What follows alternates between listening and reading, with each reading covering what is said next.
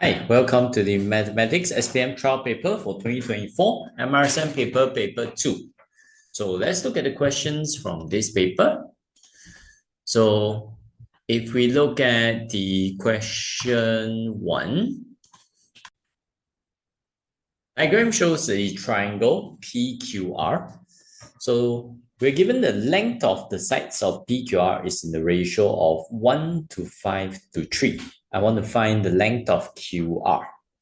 So PQ to QR to PR. PR is in the ratio of PR has the length of 39 cm. So we want the length of QR. So we can compare the ratio for QR with PR. QR to PR ratio is 5 to 3, which means if I take the QR length over the length of PR 39, it will be equals to the ratio of QR to PR, which is 5 to 3, so 5 over 3. Okay, ratio always the same as fraction. So to find QR, I just bring over the 39, 5 over 3 times 39. Cut here 13, 13 times 5, 65 cm. So length of QR, 65 cm. Then for part B, if PQ is extended by 12 cm, QR remain, means QR is still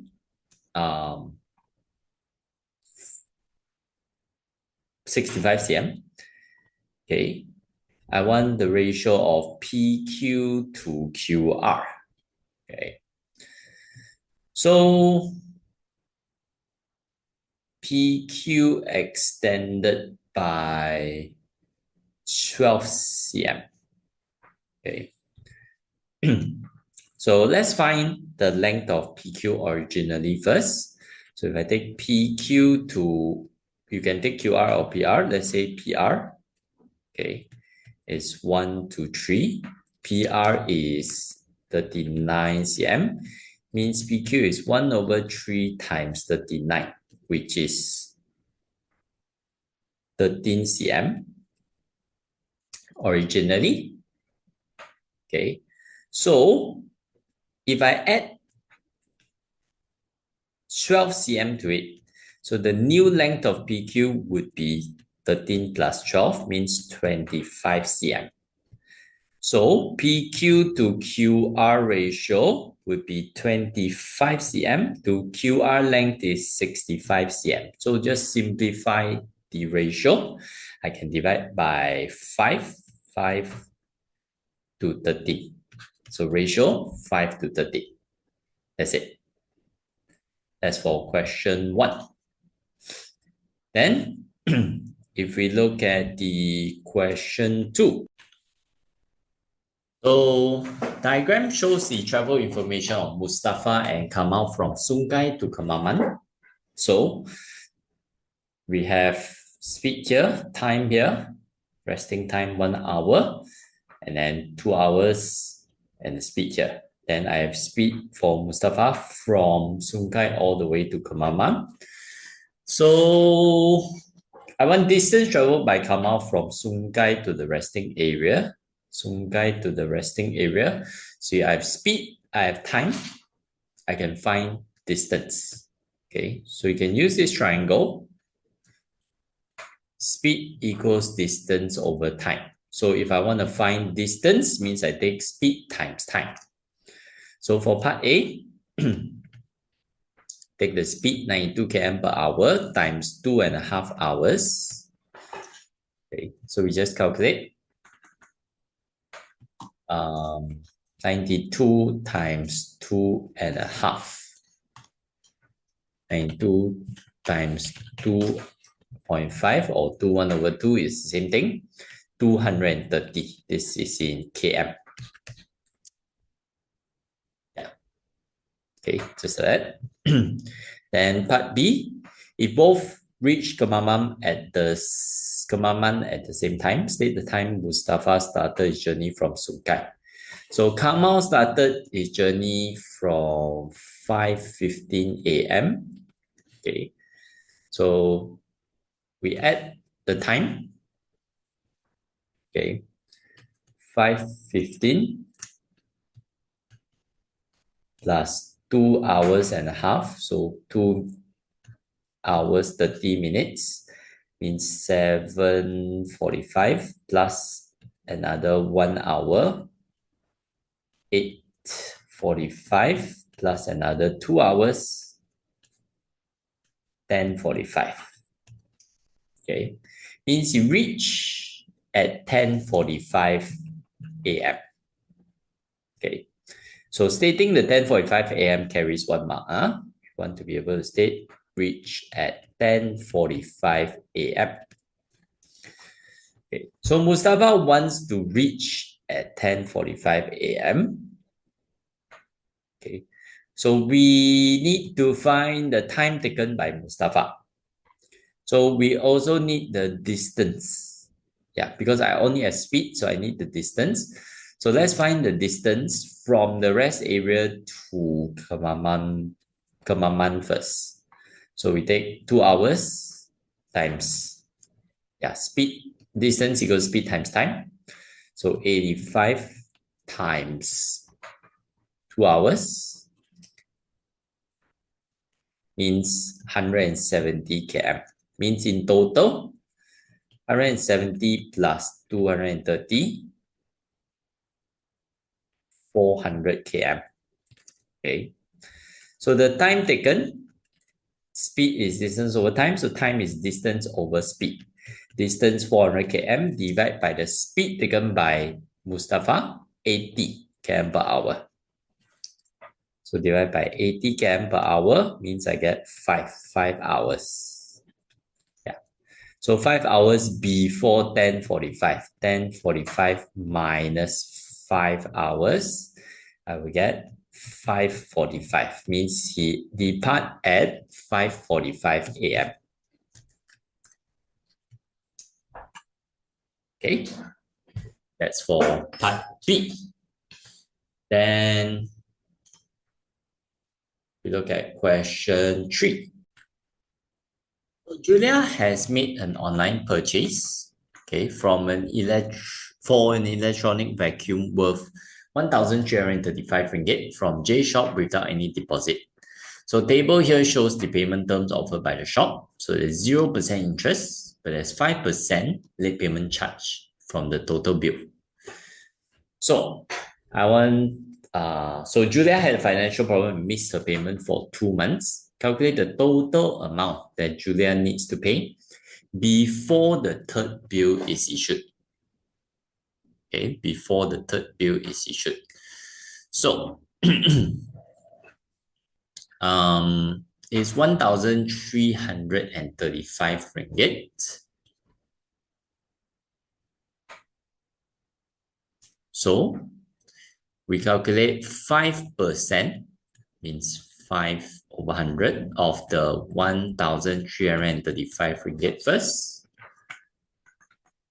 Okay, how much is the late payment charge?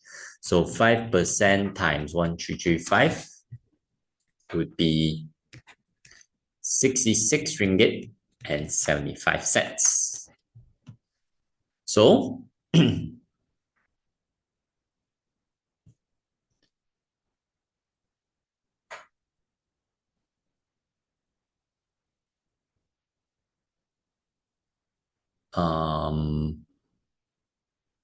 yeah, means it will end up being 1,335 plus the 66 ringgit and 75 cents, which is 1,401 ringgit 75 cents. Okay, after the first interest.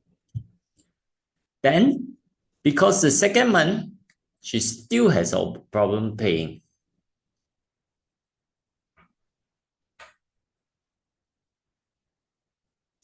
Okay, she still has problem paying.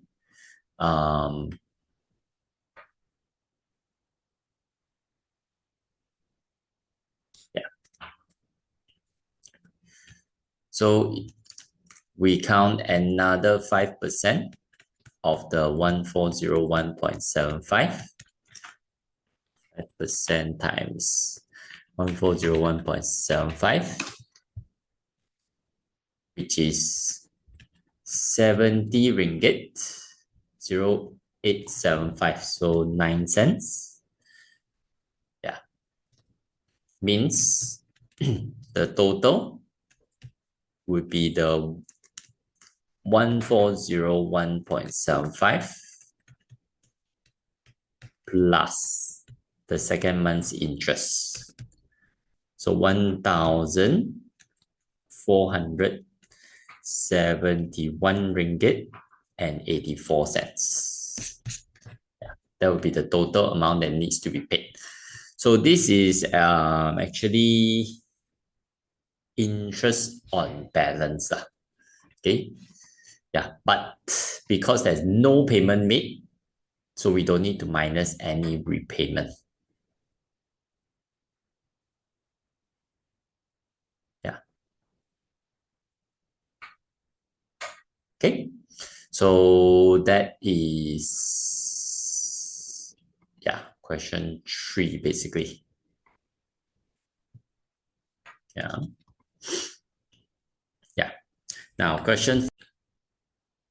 So the first term of a number sequence is x. Difference between two consecutive terms is 2. I want to solve the equation here. So difference between two consecutive terms is 2. First term is x, means t1 here is x. Okay, t1 is x. t2 will be the next term, means I plus 2, because difference between two consecutive terms is 2, means the next term I should add a 2. Then term 3 should be add another 2, becomes x plus 4. In other words, the equation would be x plus 2 over x plus x plus 4 over x plus 2 equals to 14 over 3. Now, I need to solve this equation basically. So it's a quadratic equation. I need to get rid of all the fractions first. So each term I multiply by 3x plus 2, multiply by all the denominators here. So if I multiply 3x plus 2 here, means 3 times x plus 2 times x plus 2. Okay, plus, if I multiply 3x plus 2 here on this term, x plus 2 will cut, so it's 3x times x plus 4 goes this one times 3x plus 2, 3 will cut, so it's 14x bracket x plus 2. So expand the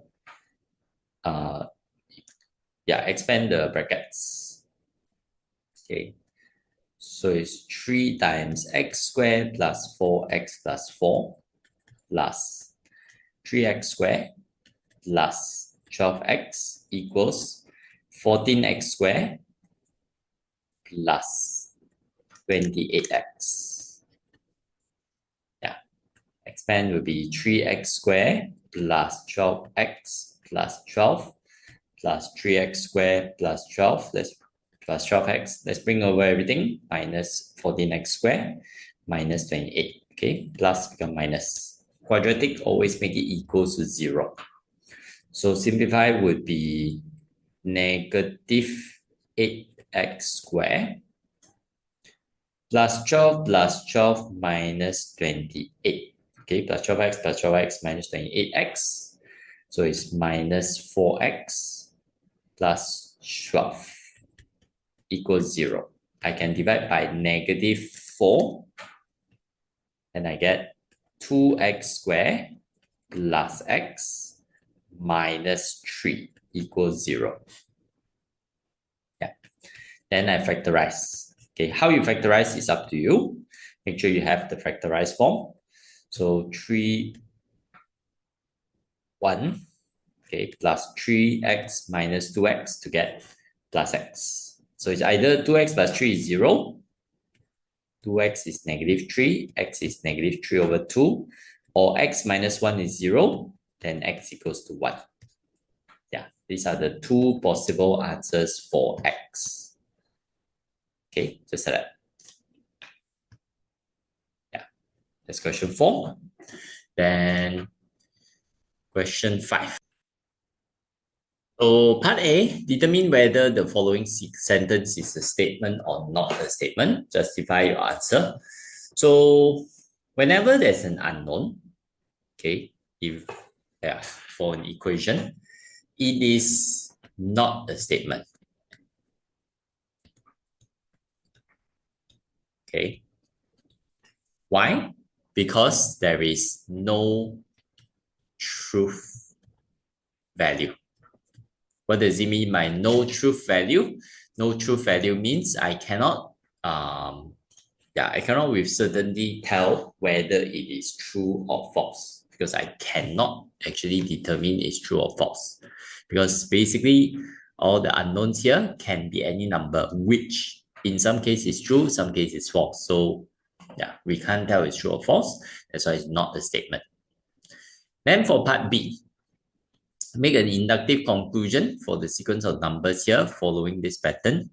So we just follow the pattern given here. Okay, the number that changes here, 1, 2, 3, 4, and this one, 1, 2, 3, 4. So number that changes here, we put as n. Okay, means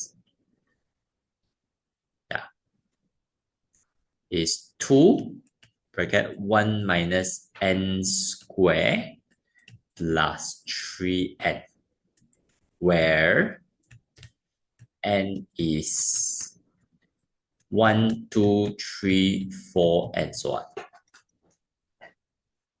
Yeah, this part is 1 mark, this part is 1 mark. So you have to state where n is what value. Yeah. Then, yeah, that is for question 5. So question 6.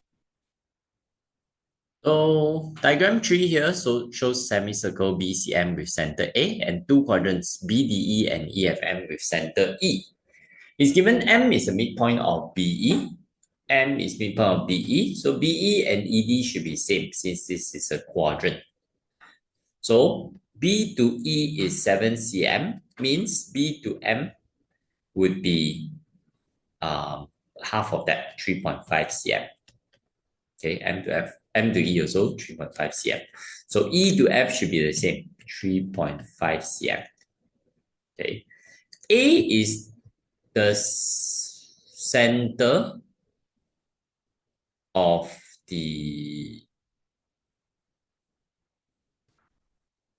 semicircle BCM, means this is the midpoint. A is the midpoint of BM. So half of the 3.5, so 1.75 cm. That's the radius here. Okay, so I want radius of circle EFM, sorry. Okay, so EFM is just 3.5 cm basically. Okay, it's just 1 mark. You don't actually have to show the working. Just need the answer. Then using pi equals 22/7, I want area of the shaded region. So we take area of the quadrant here, BED, plus area of the quadrant EFM, minus area of semicircle BCM. Okay. So yeah, area of the shaded region, area of the biggest quadrant. Okay, 1/4, 1/4 times pi r squared. Pi times radius square, radius 7, plus the other quadrant, 1/4 times pi, 22/7 times radius square, 3.5 square, minus, okay, half times pi r squared. Okay, for the semicircle, radius is 1.75 and squared. Okay. So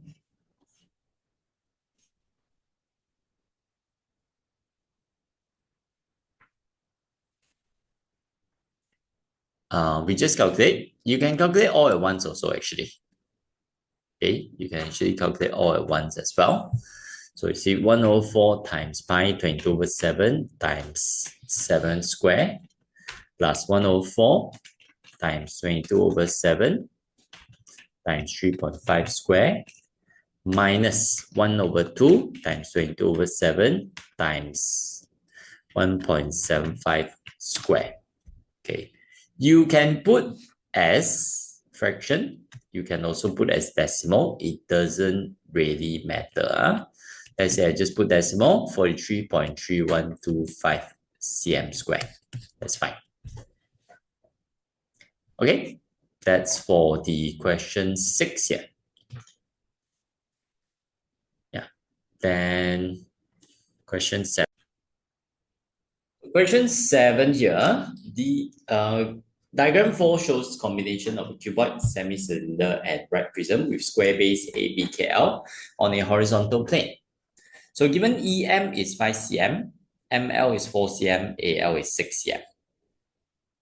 Okay, let's label here AL 6 cm, ML 4 cm, EM here 5 cm. Okay. Yeah. So this is a right prism with square base, means AB would also be 6 cm. Okay. Yeah. So first I want the inclined plane. Okay, I want to state the inclined plane for the composite shape. Inclined plane means the one that's slanting. Yeah, slanting up or slanting down. So it must be the plane ABCD. Okay. Then B, I want to draw out the full scale elevation of the composite solid on the vertical plane parallel to AM, viewed from X. Viewed from X here, parallel to AM. So means this side view. Okay, what we will see. Make sure you follow all the measurements here. Okay, you have to make sure the measurements are all correct. A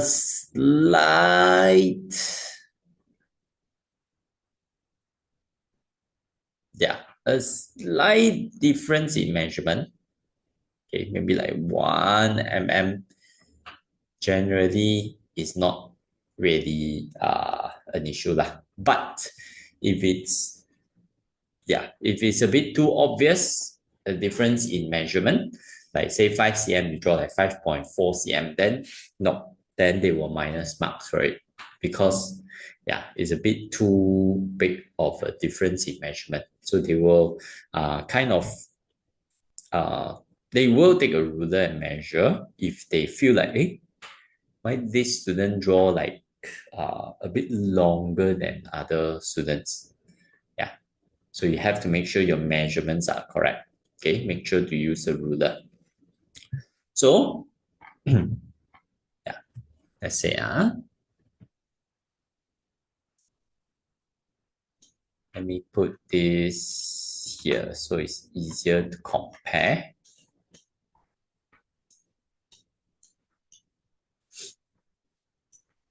Okay, put a smaller scale. So we draw this rectangle on the left first. Okay, just draw a rectangle. Make sure your measurement is correct.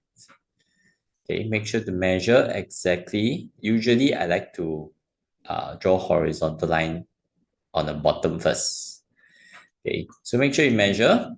I'll draw 10 cm because 4 cm plus 6 cm. Make sure you measure exactly 10 cm. 4 cm plus 6 cm. And draw upwards 5 cm.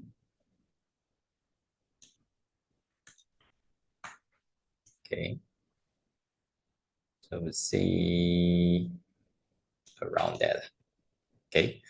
I'm just sketching, but you are supposed to use a ruler to measure exactly. Okay, the rectangle like this. Yeah. Then D to A is a slanting line. Okay, measure end of the 6 cm here. Yeah, this height, make sure it's 5 cm. Now, there's this curve. Okay, it's a semicircle. Curve like this is always a semicircle. Semicircle, make sure you use a compass to measure. So we measure 2 cm. Measure exactly 2 cm until it's in the middle here. Yeah, then we draw, then, yeah, measure 2 cm on your compass. Okay, measure exactly 2 cm on the compass and then draw a curve. Okay, and for me, it's a bit hard for me to draw lah. Okay, don't really have compass here. You're supposed to use compass, huh? Okay, then you end up drawing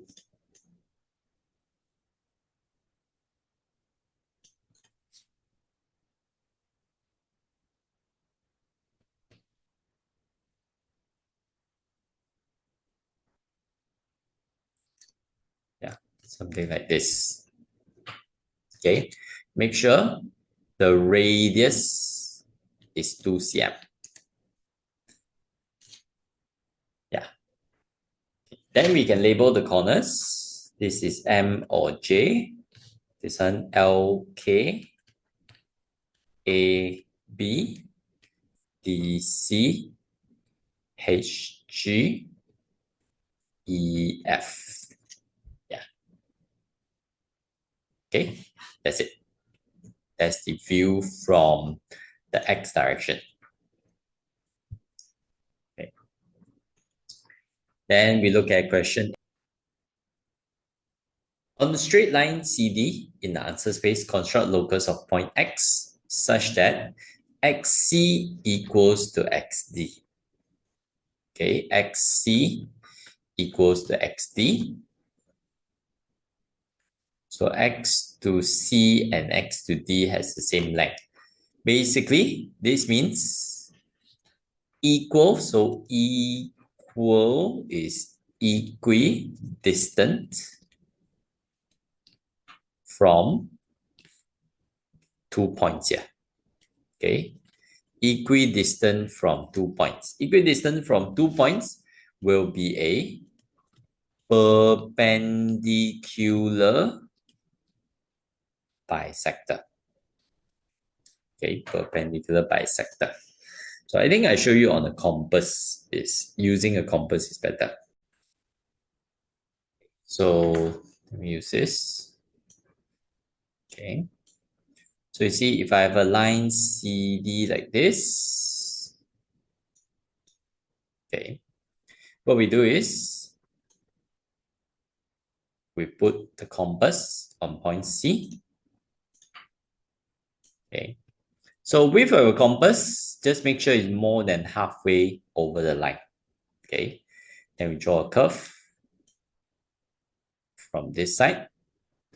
Okay. Without changing the width on the compass. Now we shift the compass, put it on the point D here. Then we draw the curve towards the middle. We want these two intersection points basically. Yeah. So after I get these two intersection points, take a ruler. Okay, align it to the intersection points here. Okay, to these two intersection points.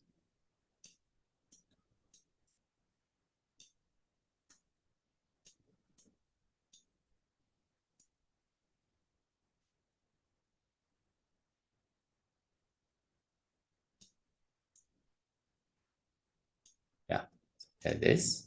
Then we draw a straight line. Okay, passing just through these two intersection points. So you see this red line. Okay, this red line would be the locus. Okay, this red line will basically be the locus of X. Yeah, this one is locus of X. The point X. Yeah, Yeah, where the point X can be lah, basically. Just like that. That's question 8A. Then part B. Okay, diagram 5 shows square ABCD with sides of 10 cm. KLMN, yeah, and KLM and N, sorry, are the midpoints of the lines AB, BC, CD, and AD respectively. So X and Y are 2 points which moves in the square. Using letters in the diagram 5, I want to state the locus for each of these points. So first one, point X such that distance, such that it is at the distance of MC from M. Distance of MC, so means same distance from M to C from the point M. So it is this curve, okay, that connects the C, O, and the D. Okay, so I will use locus COD, the curve COD, yeah, would form the locus. Then second one, point Y that moves such that it's always 5 cm from the line AB, A to B here. The square is 10 cm, so means halfway is 5 cm. 5 cm from A, B, from the line AB. 5 cm from a line would be another parallel line 5 cm away, so it's here, NOL. Okay, you can write NOL, you can just write NL, you can write LN also, doesn't matter.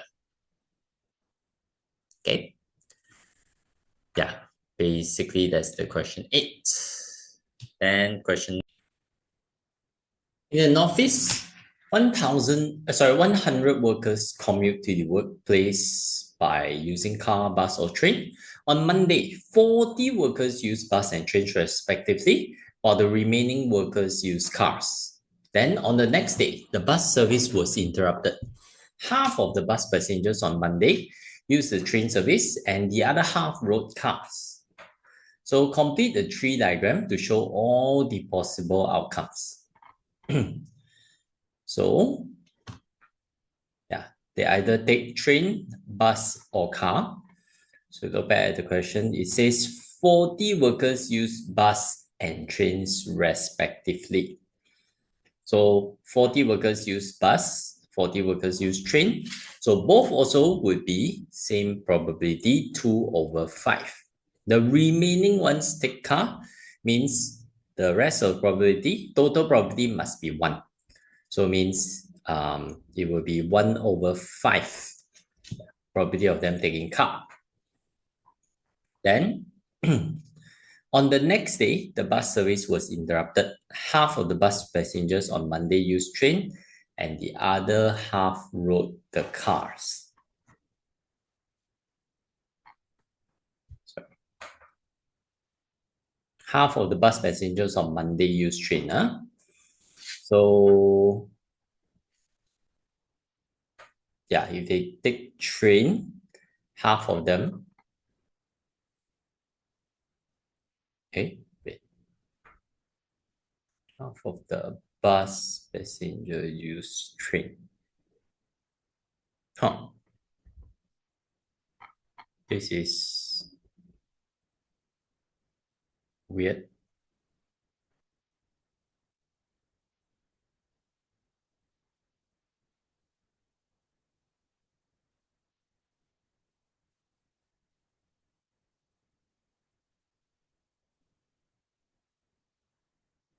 Oh, right. Sorry. Yeah, half of the bus passengers rode train, the other half rode car. Means out of the 40, okay, 20 of them rode train. Means 60 rode train and 40 rode car. So 40 out of 100 means, and sorry, 60 over 100 and 40 over 100, which is divided by 20. 3 over 5 and 2 over 5. So probability 3 over 5 for train, 2 over 5 for car. Okay, for Tuesday. This is the probability tree diagram. Then part B, calculate probability that the worker used 2 different types of transportation to the workplace for the 2 days. 2 different types of transportation. So they can take train and then a car, okay, or probability that they take bus first and then train. They can also take bus on the first day, car on the second day, or they can take a car on the first day and the train on the second day. Yeah. Okay. There's all these different probabilities here. So there's 4 possible cases. So train and then car. Probability of taking train on the first day, 2 over 5, times probability of taking car on the second day, 2 over 5. Plus probability taking bus on the first day, 2 over 5. Probability taking train on the second day, 3 over 5. Plus probability taking bus on the first day, 2 over 5. Probability taking car on the second day, 2 over 5. Plus probability taking car on the first day, 1 over 5, times probability of taking a train on the second day, 3 over 5. Yeah, these are all the different combinations that it can be.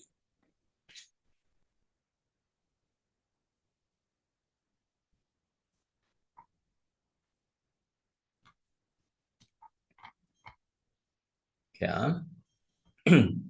So we just calculate.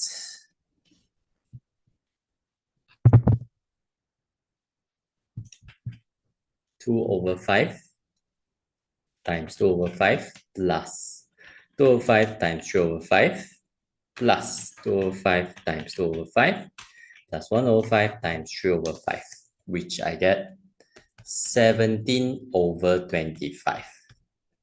That's it. Yeah. Okay. Alternatively, there's also another way, which is we take 1 minus probability of them taking the same transport. Means 1 minus probability of them taking train and train minus probability of taking car on the first day, car on the second day.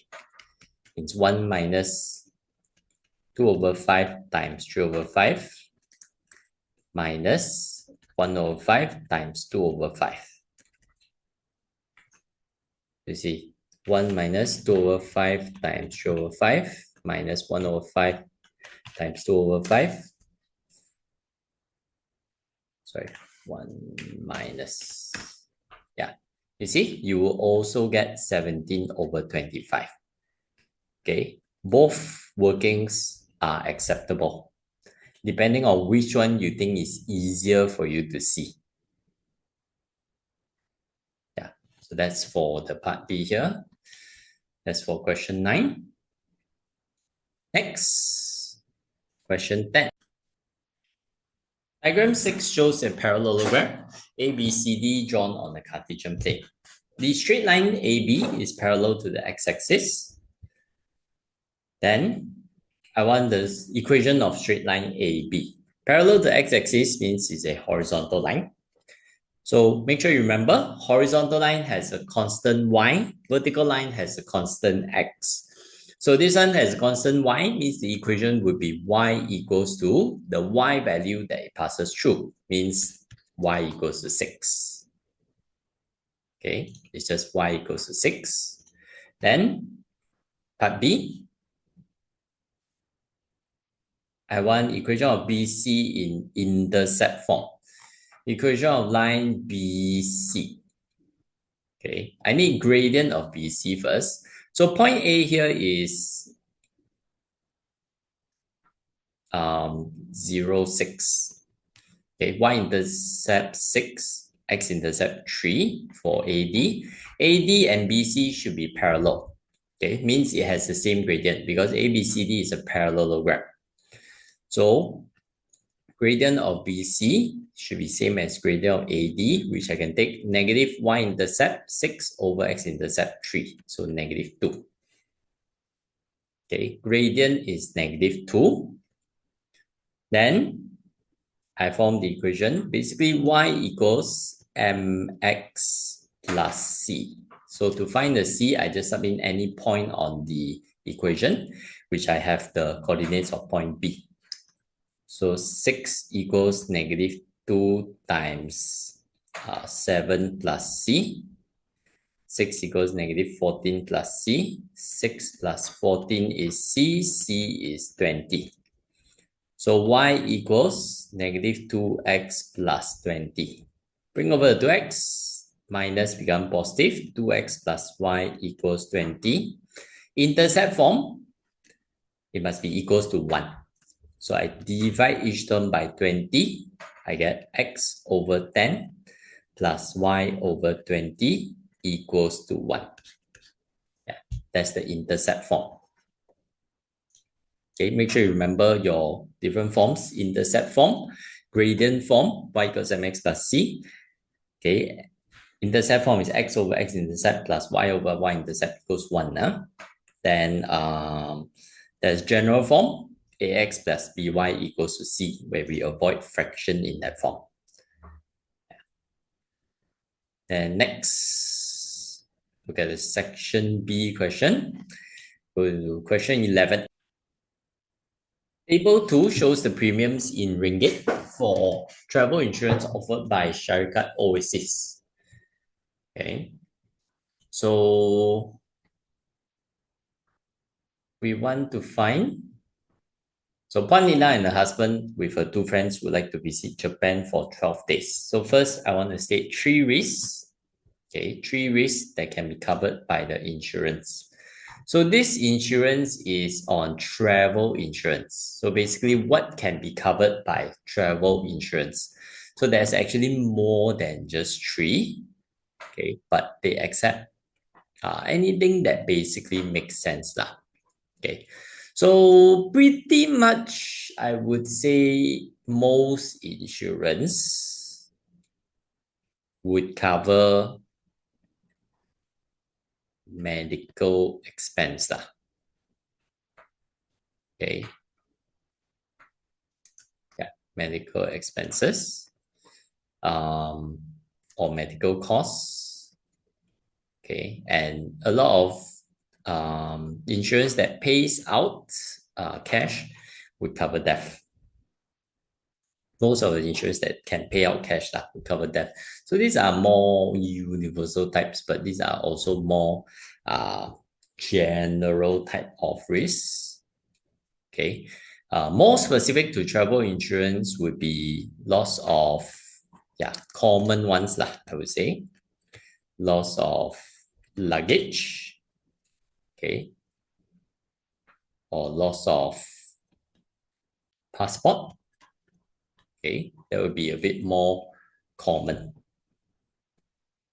Yeah, so these are some of the more common ones I would say would be good to remember lah. Okay, and one also very common one is flight delay. Flight delay can also be covered by insurance, travel insurance. Yeah, but not delay for too short of time lah. It has to be delayed for a substantial amount of time. Okay, because when it delays too much, then you probably need to, let's say it delays for a day, then you will have to find a place to stay for the night. So the cost of staying overnight can be paid up. Okay, or if it's too long, then a lot of times you can actually come back, like maybe going to the lounge to spend your time there, things like that. Then total premium to be paid by the 4 of them. Okay, total premium to be paid by 4 of them. So 4 people. Okay, they went for 12 days. So we look at 12 days, 11 to 15 days. So it's Puan Lina, her husband, and 2 friends. Yeah. So Puan Lina, the policyholder, means the 83 here.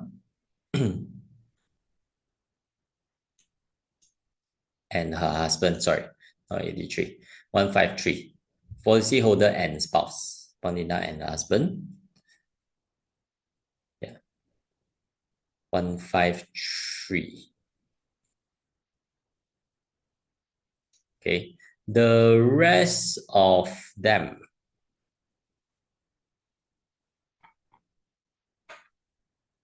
sorry, not 153. This is overseas, not domestic, because they go to Japan. So 94. Sorry, 172.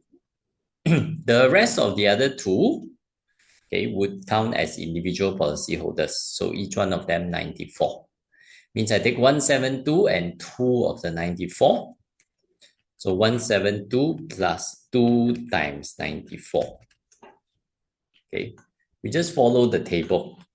172 plus 2 times 94, which is 360. So total premium should be 360 ringgit. That should be paid by 4 of them. That's part A. Part B. Here we have taxation. Okay, table here shows tax relief claimed by Puan Lina. Okay, 9,000 and 3,002 spending here, but it's limited to 3,000. So we have to follow the limit 3,000 ringgit. Okay, that's zakat of 1,005. So Puan Lina's salary was deducted monthly, 104 ringgit 75 cents for monthly tax deductible. Based on the table 4, does she need to pay any more income tax after the monthly tax deduction for that year? So her annual income is 74,664, 74,664. Okay, so first count the chargeable income. So we take 74,664 minus the tax reliefs, 9,000 and 3,000. Okay, we have to follow the limit. So means minus 12,000. So it is 62,664 ringgit chargeable income. So it will fall within this range. Okay. So the income tax chargeable would be 1,800 for the first 50,000 plus 14% on the rest of it. So an extra 12,664 ringgit. But we have to minus the zakat. Okay. Minus as a rebate. So 1,800 plus 14% times 12,664 minus 1,005, which we get 2,075 ringgit and 96 cents. Now, her monthly tax deductible is 104.75. So, total monthly tax deduction 12 times the 104.75.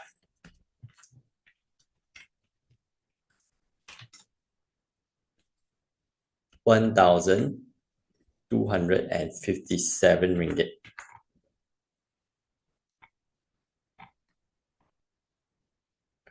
Yeah. Okay. So comparing these two, okay, this is less than the 2,075 ringgit 96 cents, means the deduction is less than the income tax that needs to be paid. So yes. Okay. Yeah. She has to pay another by minus 2075.96 minus 1257 means she has to pay another 818 ringgit 96 cents. Yeah. Okay. As her deductible, sorry, monthly tax deducted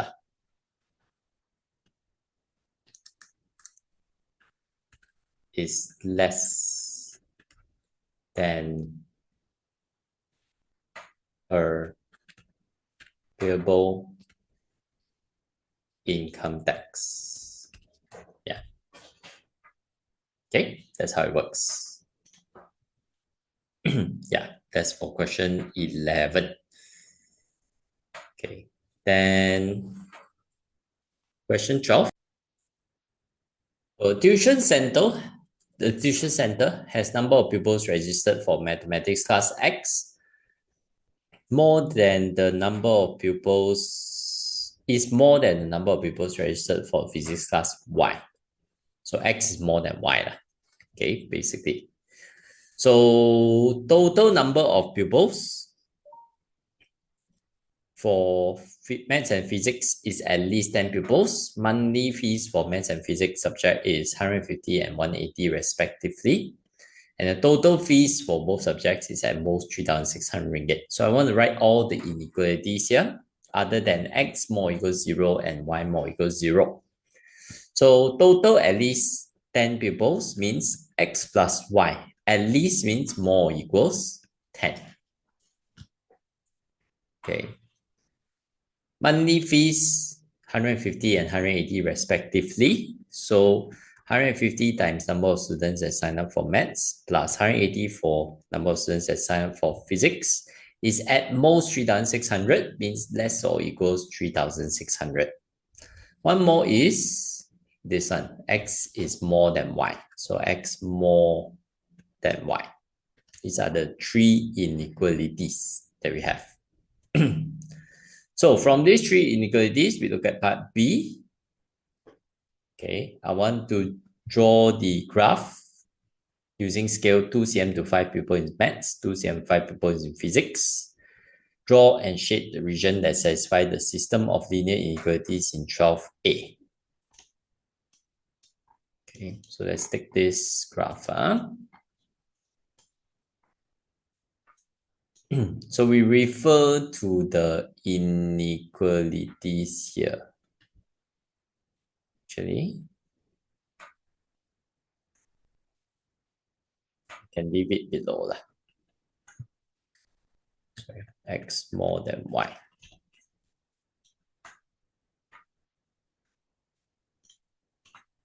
Okay, these three inequalities. I'll put it here. Okay, so I can refer when I answer for part C.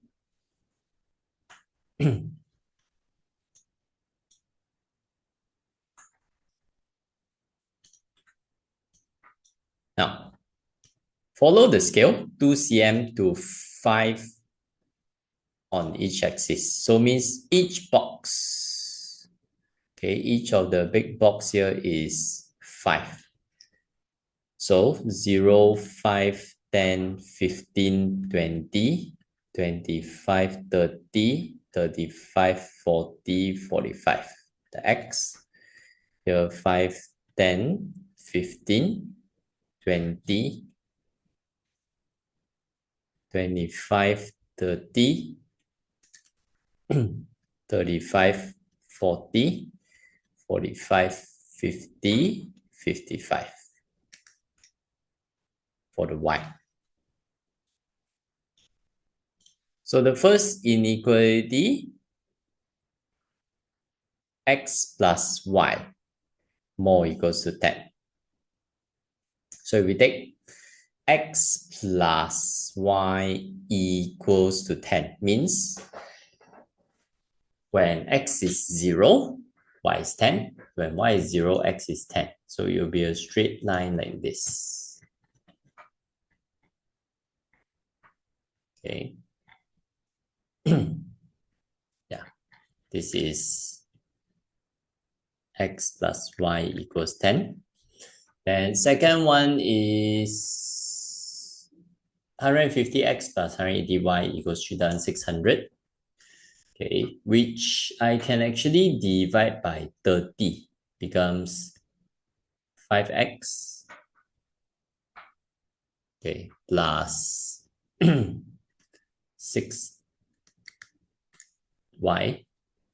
less or equals, divide 30 is 120.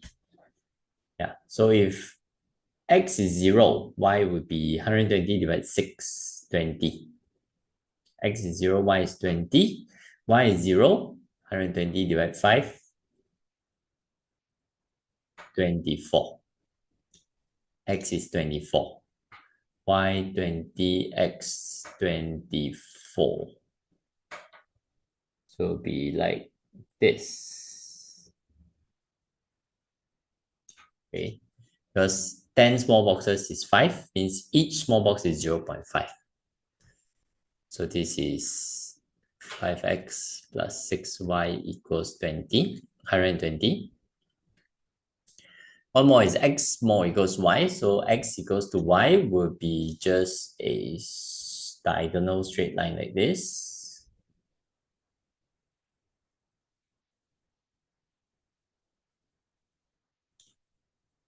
Okay, this is y equals x.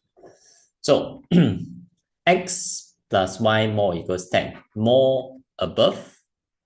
Okay, above means it can be any of these four parts. This one less below, cannot be here, cannot be here. And y, x more than y means y is less than x. So if we compare y less means below. If I compare x more means to the right. So either way is this part. So we take this out and we shade this region here.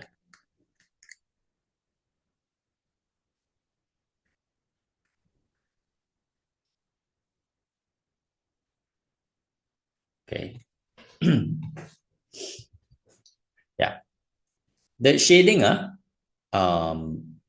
try to shade neatly, means use a ruler to shade.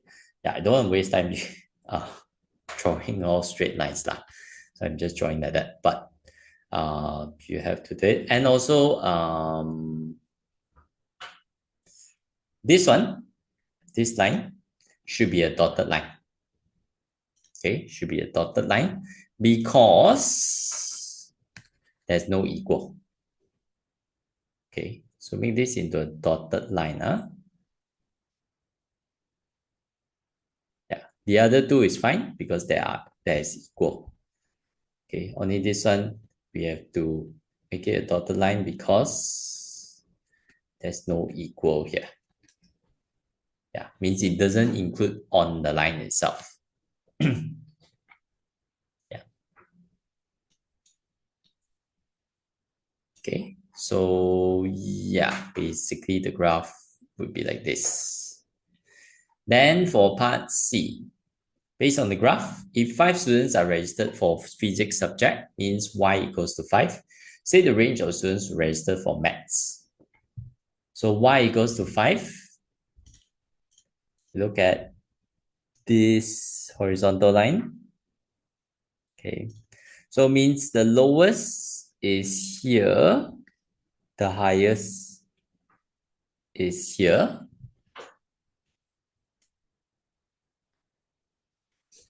Okay, so here the 5.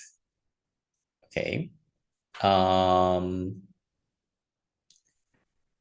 the 5 actually shouldn't include the 5 lah. Yeah. Okay, shouldn't include the 5 because it's a dotted line here. So we cannot include 5 itself, so we have to go one number higher. So for part C, x basically can be more equals to 6, less or equals to, highest here is 16. This one we can include on the dot. Not 16, sorry. 18, my bad. 18. Okay, 15, 16, 17, 18. We include on the dot 18 here because this is a solid line. So we can include exactly on the line itself. Yeah. Okay. That's the range of students who registered for maths. So that is question 12. Huh? Yeah. Next, we look at question 13. So diagram 7 shows three quadrilaterals, EFGH, JKLD, and ABCD drawn on the Cartesian plane. So quadrilateral EFGH, this one, is the image of ABCD, this one, under combined transformation YX, described in full transformation X and Y. So YX means X first. So you see, there is this, and then there is this one here, DJKL. The DJKL would be the one in between, means from ABCD, it goes to DJKL first. So means changing size would be enlargement. So X is enlargement. Okay. Enlargement, we need to state the scale factor. So with scale factor of, you can see is half the size. So 1/2. Okay. And center of enlargement will be the point that doesn't change, D. Or you can put the coordinate 2, 5 or so. Doesn't matter, it's the same. Second one, Y. Y is, so you see from DJKL to this EFGH. Yeah. So Y is, so from this to this, okay, if you try to like turn the paper, you can see it is not a mirror image, no matter which perspective you see. If it's a reflection, it will be very easy to spot once you put it in the perspective where it's side by side. But in this case, we can't. Okay, so it should be rotation. Okay, if it's translation, it should be same orientation, which is not that. So this is rotation. Okay, 90 degrees. So it's this way. So clockwise, you have to also state clockwise or anti-clockwise about center of rotation. So we have to also spot the center of rotation. So if it turns this way, means center should be around here.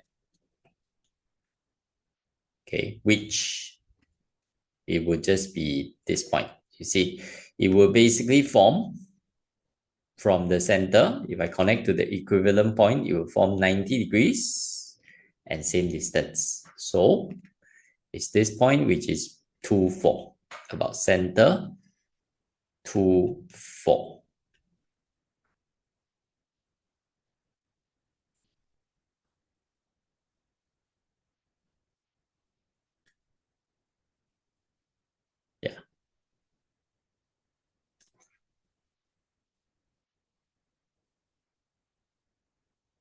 Yeah. Okay. Of course. Yeah. If you try to rotate the opposite way, let me see. Actually, no, definitely has to be this way. Yeah, it has to be this point.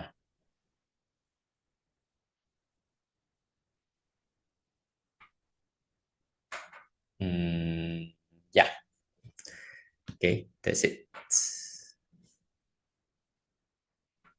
So that is question 13A.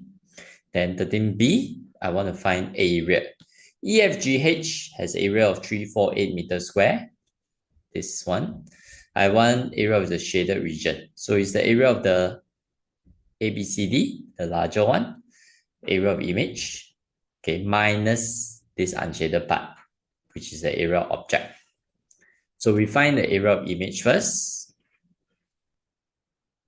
Area of image. Okay, we have the formula. Area of image is scale factor square.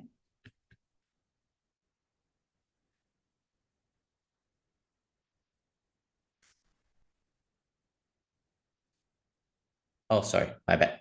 This is the area of image. So sorry, 348. Okay, is scale factor square times area of object, means area of the ABCD. Yeah, so 348 times 2 over 1 square means times 4 is area of ABCD. So 348 times 4. I get 1392, okay, meters square. So area of the shaded region, I take 1392 minus the 348. So it's 1046 meters square. Okay, 1046. Okay, sorry, not 46, 44. 1044. Okay, 1392 minus 348, 1044 meters square. That's it.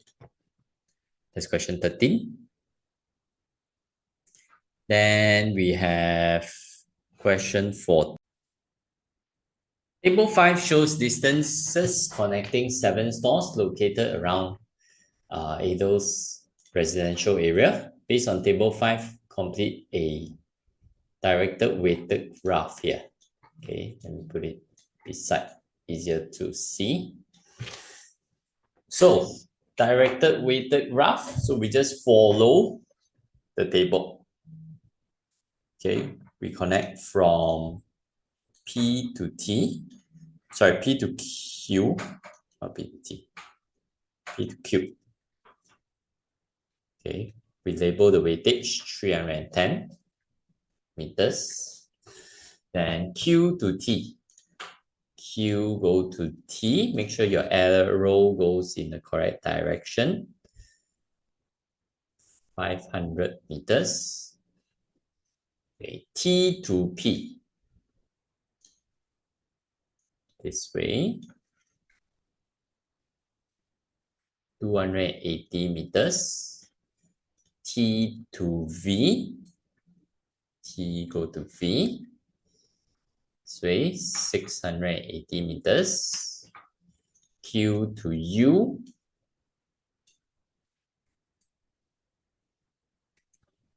$700 meters. U to V. 250 meters. R to Q. This way. 350 meters. R to V.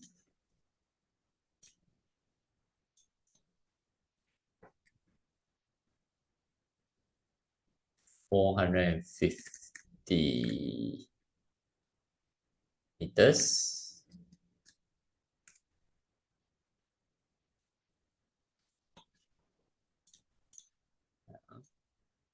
And S to V. This way. 400 meters. And Q to S. Here. 1050 meters. Okay, that's the directed weighted graph. Just follow exactly according to the table. Then the part B, I want Ada wants to shop at store P, then at store V, from P to V. Say 3 routes that might be taken by Ada. Okay, so it includes P and V here. Okay, so P, I must go to Q. Okay, from Q here, there are different ways. I can go to T first, then to V. Okay, all of it must be P to Q. From Q, I can also go U, then to V. Okay, or from Q, I can go S, then to V. Yeah. PQTV, PQUV, and PQSV. These are the three different routes. Then calculate the route with the shortest distance. Okay, calculate the route with the shortest distance. So shortest distance, we just see which one is the shortest. So it should be the one with the most direct route. Okay, yeah. QTTV add together more than 1,000. QSSV, yeah, way more than 1,000. QUUV is less than 1,000. So it must be PQUV. Must be using PQU then V. So means 310 plus 700 plus 250. Okay, add up the weightage for the route. So just calculate 310 plus 700 plus 250.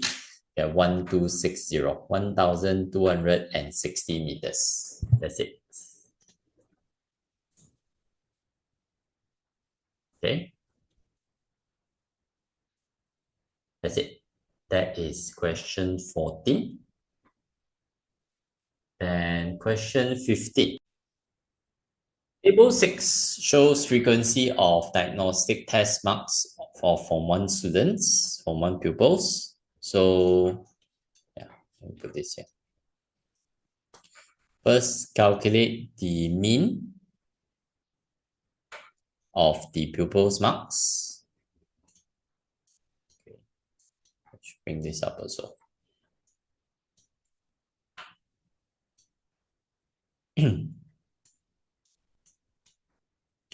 So mean for pupils' marks. So mean, we have to use midpoints, okay, for group theta. So we first find all the midpoints here, add together a lower and upper limit, divide by 2. So 44.5, 54.5, 64.5, 74.5, 84.5, and 94.5. So the mean, we take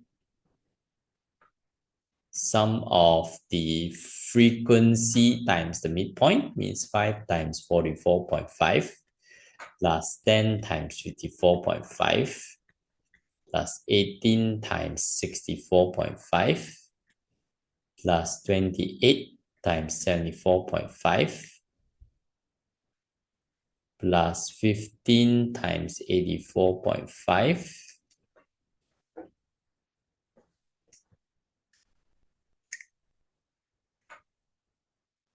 plus 4 times 94.5 over the total frequency 5 plus 10 plus 18 plus 28 plus 15 plus 4.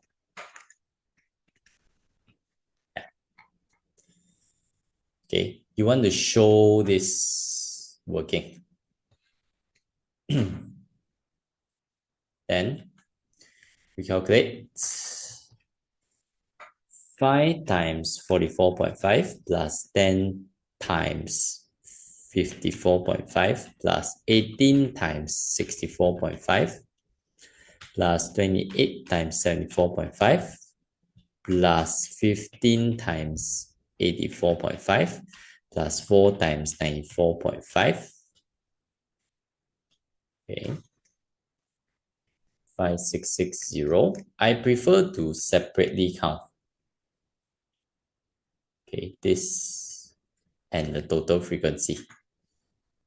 But you can count the whole thing at once if you want.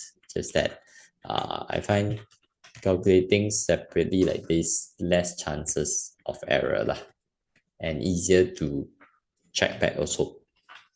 So 5660 divided by 77. Is it 77? I think it's not. It's 28 here. It's 80 divided by 80. Okay, 5660 divided 80. I get 70.75. Yeah. Okay, that's the mean. Part B, complete the table in the answer space. So complete the table here. Okay, just fill in the cumulative frequency. Let's add up each of the frequency. So we start with 5. Okay, then 5 plus 10, 15. 15 plus the next one, 18. 33. 33 plus 28, 61. 61 plus 15, 76. 76 plus 4, 80. Okay, just keep adding the next frequency.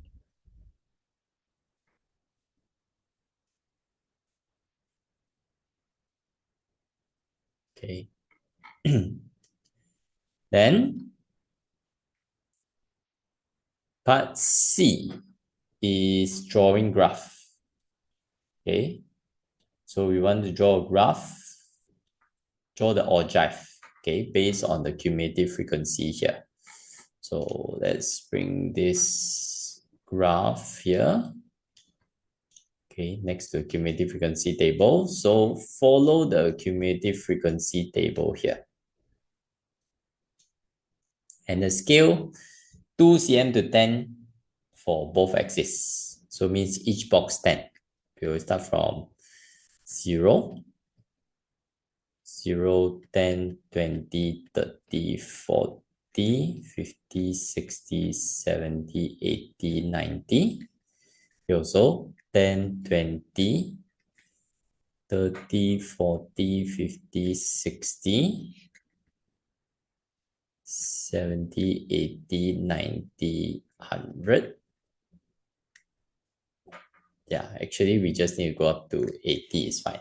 Because we already know cumulative frequency highest is 80. Actually, I made a mistake. It's not starting from 0 for horizontal axis. Horizontal axis, we follow the upper boundary. Okay. Okay, we have to follow the upper boundary. So for the upper boundary, you don't need to start from all the way on the left. Okay, you can disconnect here. Okay, we start from 39.5. Okay, the lowest upper boundary. 29.5, 59.5. We always follow the upper boundary for the horizontal axis for ogive. Just go up to 99.5. Okay, now this is the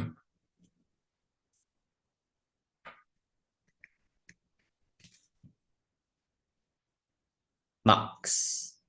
I say marks. And this is cumulative frequency. Yeah. So you just plot points 0, 5, 15,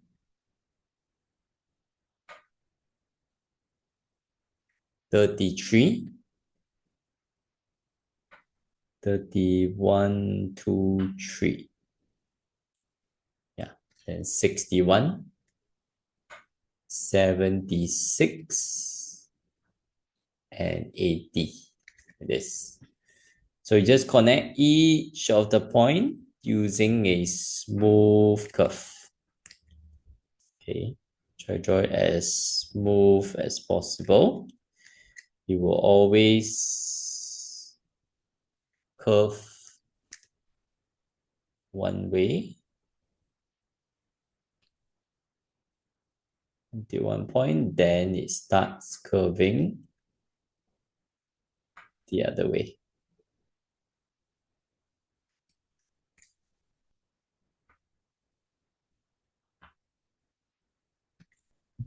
Something like this. Okay. Yeah. So if you need the help of an instrument, you can buy like those curve ruler. Okay. We call it graph ruler also. Flexible ruler lah. Okay.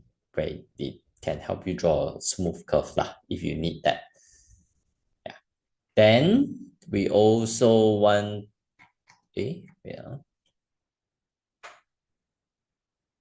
we also want to draw a box plot on the same graph.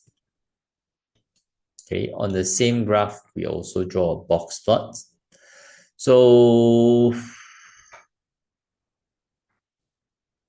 the box plot, we need the median, lower boundary, upper bound.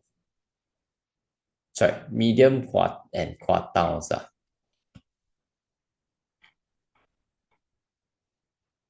Yeah, medium and quartiles. So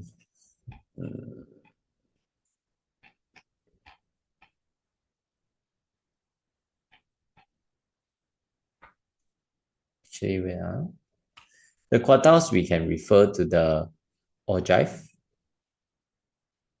Okay, 1/4 of 80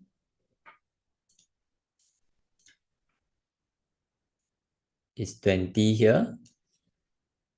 3/4 of 80 is 60 here. Yeah, until here. Half of 80 is 40 here. Okay.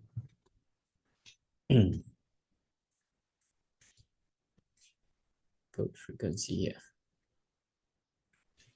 So the box plot, okay, according to this graph, you see the starting point here is the first point. Okay, ending point here is the final point. Then this is where the matching this here would be where the lower quartile or the first quartile would be.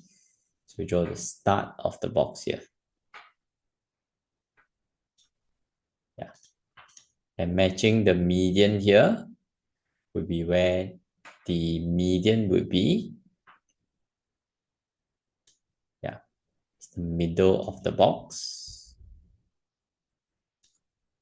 And matching with the end here would be where the third quartile would be. Yeah.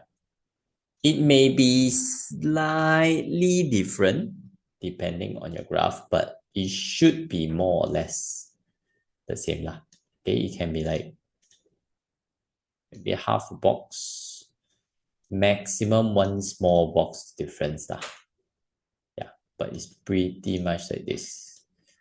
Just follow and then connect here. Yeah, you just need to draw this up. That's it. That's the box plot. Okay, so that is question 16. Sorry, 15. Yeah, so now we're left with the section C questions. We look at question 6. This one is an entrepreneur of frozen marinated mutton in Johor Bahru. So this one has two machines, P and Q, that can produce 115 pieces of mutton in a minute. So if machine P operates for 2 minutes, machine Q operates for 5 minutes, a total of 380 pieces of mutton can be produced. Machine P produces X pieces of mutton in a minute. while machine Y can produce Y pieces of mutton in a minute. So using matrix method, I want to calculate the value of X and Y. Okay, so we want to find X and Y using matrix method. So using matrix method, this is a very standard type of question. Okay, we form the two equations first. So P and Q produce 115 pieces of mutton in a minute. So it means X plus Y equals to 115.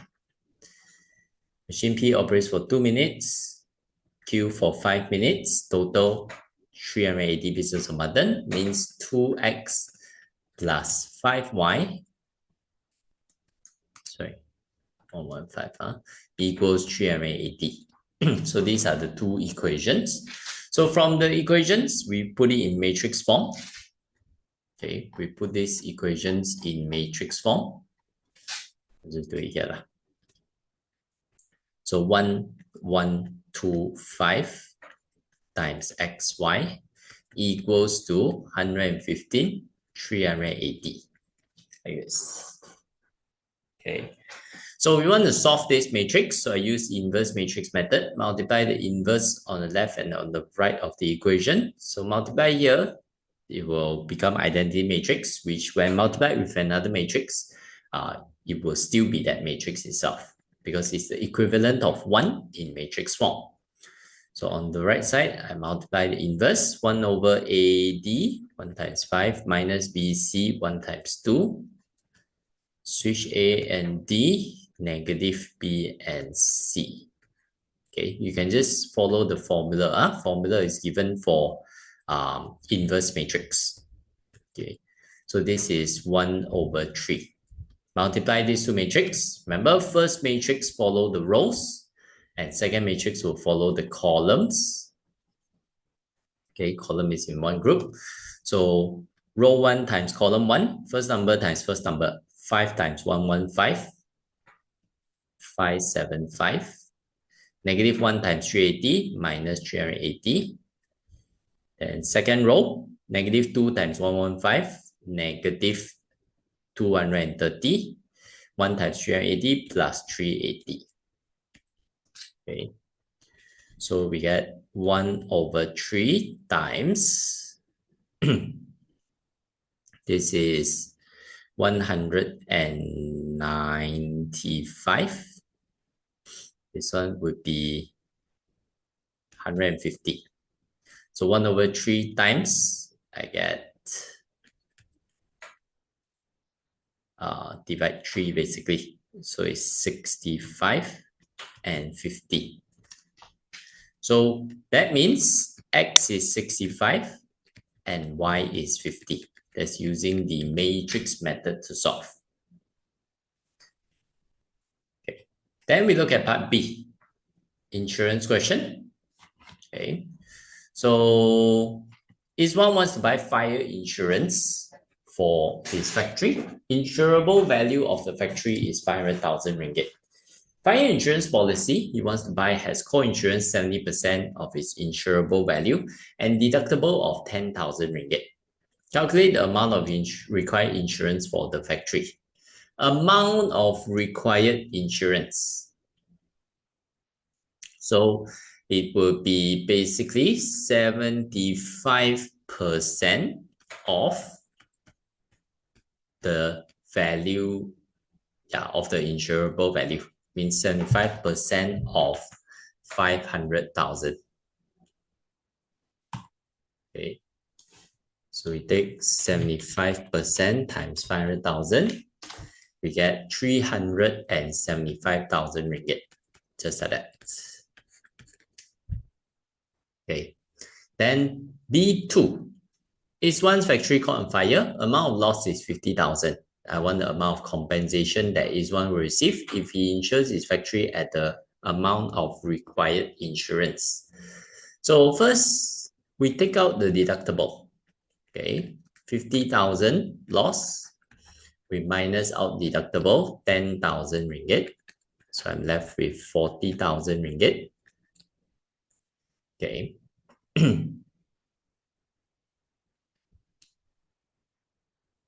Yeah, actually that's it. Okay, because it is he bought at the amount of required insurance, so he will be how to say, compensated everything lah. Okay, he will be fully compensated. And if he insure his factory at a sum of 320,000 and he suffered total loss, means he will be compensated 320,000, but again, we have to minus off the deductible. Deductible 10,000. So it means 310,000 ringgit. Just like that. Yeah. Okay. Because if let's say he insured at 320,000 and he didn't suffer a total loss, he suffered let's say 50,000 loss, then we have to take 320,000 over the required amount times by the loss. Okay, and minus deductible. Then part C. Each one intends to expand his business by adding 2 new products, which are marinated beef and marinated chicken. A survey will be conducted on 54 respondents about 3 products which will be marketed. The diagram shows part of the results, part of the survey results. So given K is for marinated mutton, L marinated beef, A marinated chicken. So given number of customers choosing marinated mutton and marinated chicken is 16. Number of customers choosing marinated beef is half the number of those choosing marinated chicken. Calculate first value of H. Okay, value of H here. So number of them choosing marinated mutton and marinated chicken. Mutton and chicken means K and A. So N, okay, so you're aware of the keyword. N means intersect. So means number of them for K intersect A equals to 16. So in other words, 2H plus 4, it will be this part here. So 2H plus 4 equals 16. 2H is 16 minus 4, 12. Bring over the 2, divide 2. H is 6. That's the value of H. Number of customers who choose only one product. Only one product. Okay. Means here, here, and here. So I have to figure out the missing values. So number of customers choosing marinated beef means the L is half the number of those choosing marinated chicken. Okay, so I already know H is 6, means here is 12. Yeah. So means if I put here X plus 12 plus 4 plus 3 equals to 2 times of 1 plus 4 plus 5 plus 3. X plus 19 equals to 13, 26. X is 26 minus 19, which is 7. So here is 7. And then total, there are 54 respondents. So we take 54 minus everything else. 54 minus 1 minus 5 minus 4 minus 3 minus 12 minus 7. I get 22. Yeah. So it's 22 plus 5 plus 7. 22 plus 5 plus 7, which is 34. Yeah. Okay. And part D, hence state the ratio for K, L, and A. Okay, so we need to look at the full set. So I already know this 26, X is 7 means, sorry, 26 is for what? Chicken. Okay, 26 for chicken. Beef is half of it, 13, 26, 13, 13, 26. Then for mutton would be 22 plus 1 plus 4 plus 12. So 34 plus 5, 39. Yeah, so 39 to 13 to 26. Simplify the ratio. Divide by 13, 3, 1, 2. Yeah, that's it. That's the ratio here. So that is for question 16. Then question 17. Jake Faiz and his wife, Wan Citra, intend to renovate their house in 5 years after getting married. Their monthly income is 7,300, fixed and variable expenses 5,100. They agreed to make a saving with the estimated cost of renovation 84,000 ringgit. How much is the monthly saving that Encik Faiz and his wife must save in order to achieve their financial goal? So this is 5 years. Okay. So means 84,000 ringgit. I divide by number of months, 5 years times 12 months each year. Okay, so I just calculate this. 84,000 divided by 5 times 12 is 60. So means each month they have to save 1,400 ringgit. So is it wise for them to lay down the estimated cost of house as much as 84,000 with current financial planning?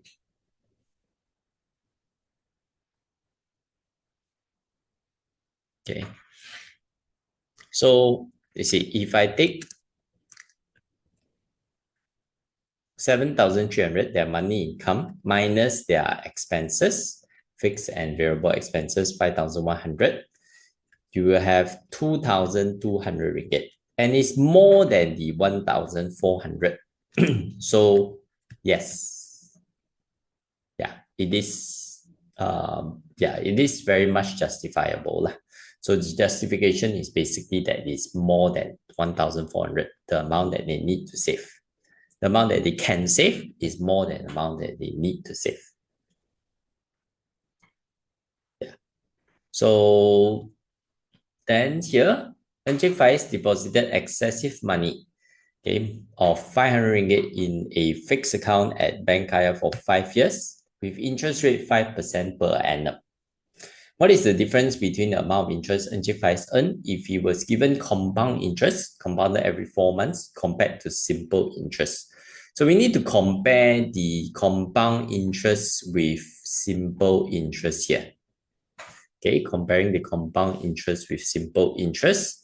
So if for compound interest, okay, use the compound interest formula, matured value, principal times 1 plus interest rate 5%, 0.05, 5 divided 100, over n. N is number of times it compounds in 1 year. So if it compounds every 4 months, means in 1 year there are 3 times 4 months. So 3 times the time, 5 years. Okay, so we calculate 500 bracket 1 plus 0.05 over 3 to the power of 3 times 5, 15. So means you end up with 640 ringgit 69 cents. Okay, for simple interest,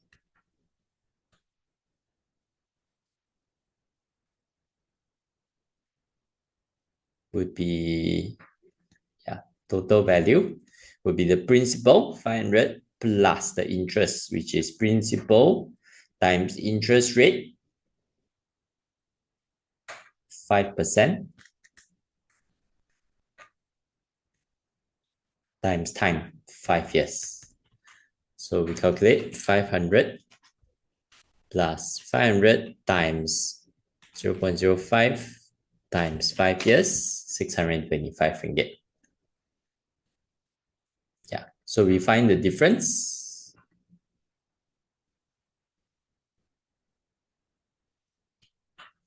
$640.69 minus 625 would be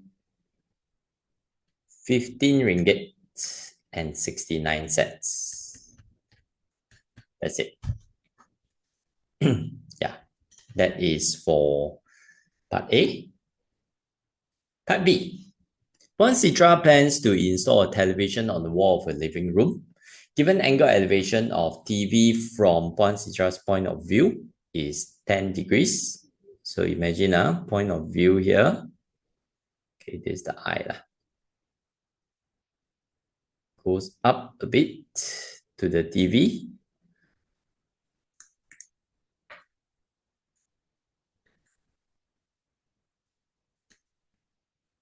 Let's just say that. Okay. Then,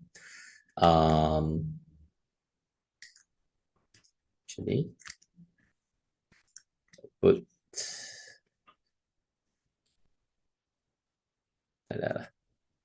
10 degrees with horizontal line.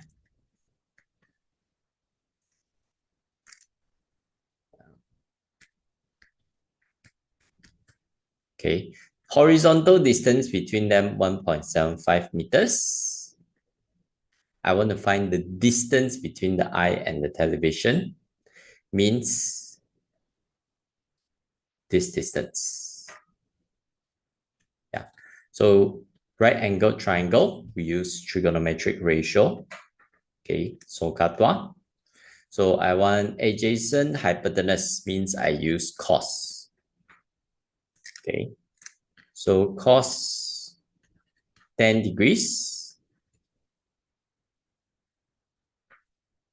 equals to adjacent 1.75 over hypotenuse.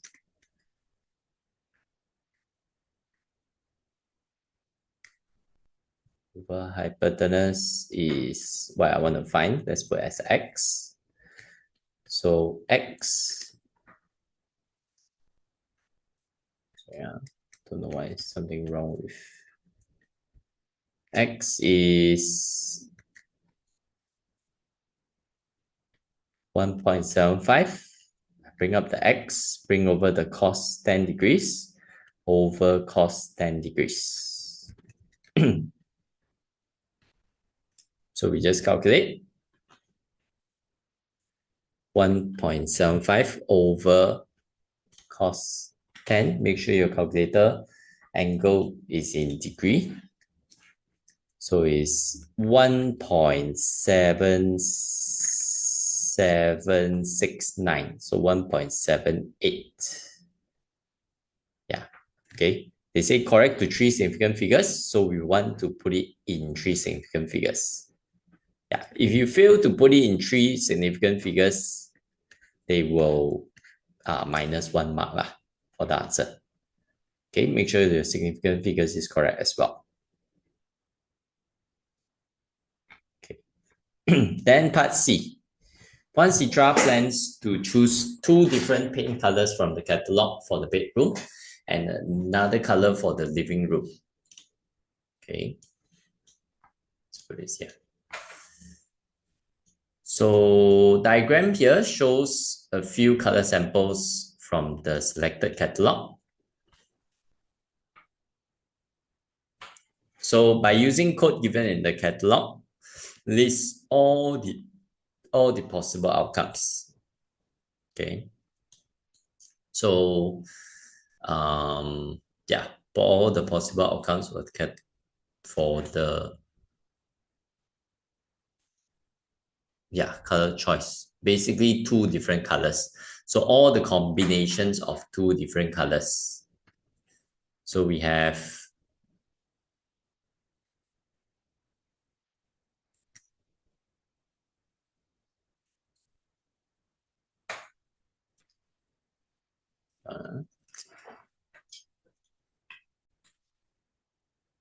so we just list them out. So we have P with B, P, G, P, S. Okay. We also have blue.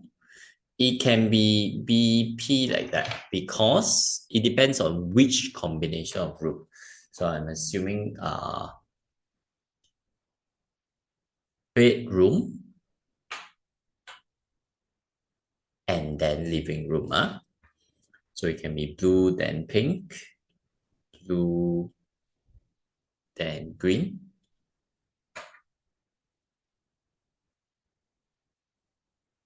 blue, then brown.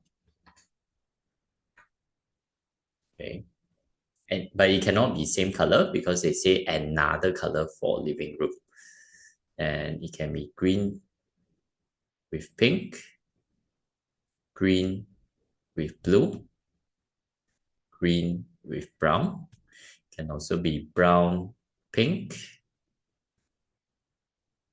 brown, green, brown, blue. Yeah. Okay. These are the listing, all the possible outcomes.